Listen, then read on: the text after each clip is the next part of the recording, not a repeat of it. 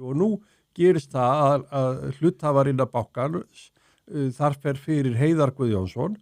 Er það Heiðar þá Guðjónsson sem að óska eftir hluthafafundinum sem að þessi styrhrifstaðnum núverandi stjórnarformaður Linda Jónsdóttir sem var áður fjármálastjóri hjá Marel reyndar og að fara til Alvotech sem fjármálastjóri þar. Ætlar að hætta en þessi barátta, við bara segjum frá því að baráttan innan Íslandsbanka væntanlega að Heiðar að leiða einhvern flokkmanna sem vill þennan hluthafafund. En ekki, við sjáum það að það sameiningaviðræður við Skagan sem þú nefndir áðan og þá vaknar spurningin, eru menn farnir eitthvað að rífast skipti hlutvallin, verið að verðmeta Skagan of hátt inn í þessum sameiningarviðræðum? Það alla athyglisvert á meðan að Íslandsbanki fer upp í 142 í kringum þessar sameiningaviðræður að þá fer hitt fyrirtæki sem að koma inn í grúppuna, sameininguna, Skaginn, niður 13%.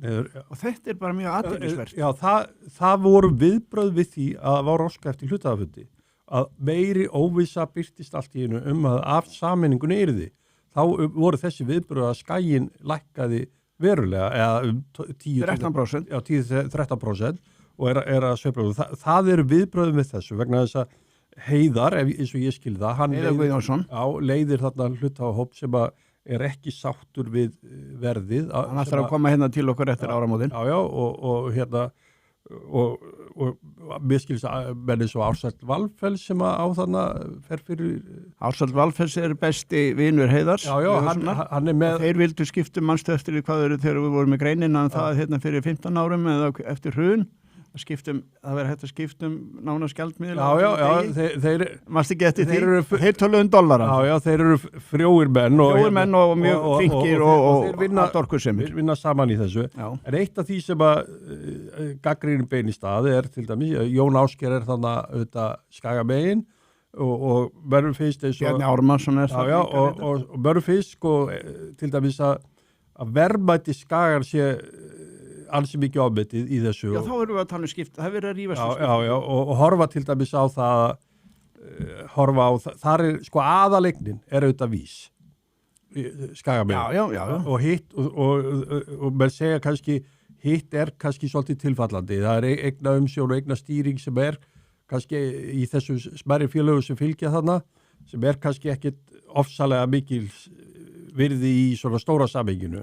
Og þar auki hefur heyrst gagnrýni það að vís hefur verið í talsverðu markasókn, núna undanfarið, verið að stækka efnahagsreikningi sinn og sótt fram og það alltaf svolítið erfitt á tryggingamarkaði að sækja fram, hvernig gerur það?